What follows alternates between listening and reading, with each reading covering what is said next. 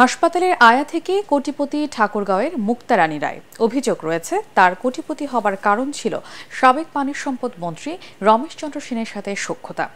মুক্তার ইশারায় চলত ঠাকুরগাঁও আধুনিক সদর হাসপাতাল। নিয়োগ, বাণিজ্য আর টেন্ডারবাজি করে কোটি কোটি টাকার সম্পদ গড়ে তুলেছেন মুক্তা রায়। তার বিরুদ্ধে কথা বললেই দেয়া হতো হয়রানিমূলক মামলা। ঠাকুরগাঁও থেকে ফিরোজ আহমেদ সরকারের রিপোর্ট, জানাচ্ছেন তামান্না জেনিফার।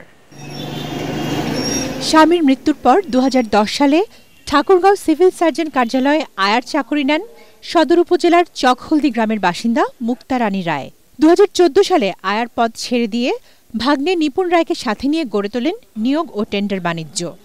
আওয়ামী লীগের প্রভাবশালী নেতা সাবেক মন্ত্রী রমেশ চন্দ্র সেনের ক্ষমতার দাপট দেখিয়ে মুক্তা রানী আঙুলের ইশারায় চালাত ঠাকুরগাঁও সদর হাসপাতাল।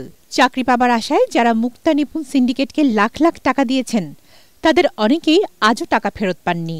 করোনার সময় হাসপাতালে খাদ্য সরবরাহে অনিয়মের সংবাদ প্রকাশ করায় 3 সাংবাদিকের নামে ডিজিটাল নিরাপত্তা আইনে দেয়া হয় মামলা।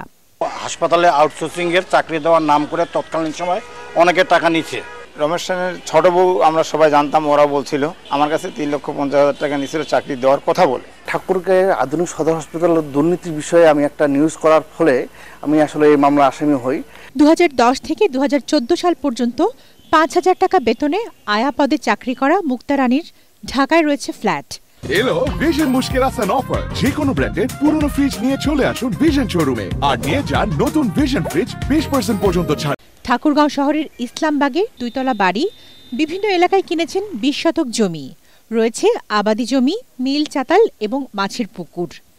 গড়ে তুলেছেন পঞ্চগড় ঠাকুরগাঁও মহাসড়কের পাশে চাইনিজ রেস্টুরেন্ট। এছাড়াও কিনেছেন সাবেক খাদ্যমন্ত্রী সাধনচন্দ্র মজুমদারের auto rice mill.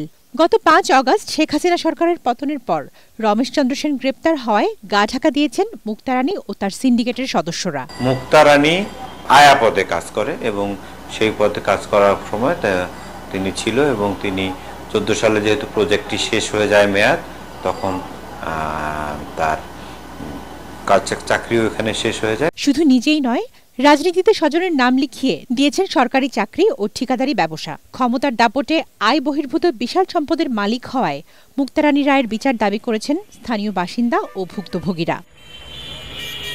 Bureau report, ATN Bangla.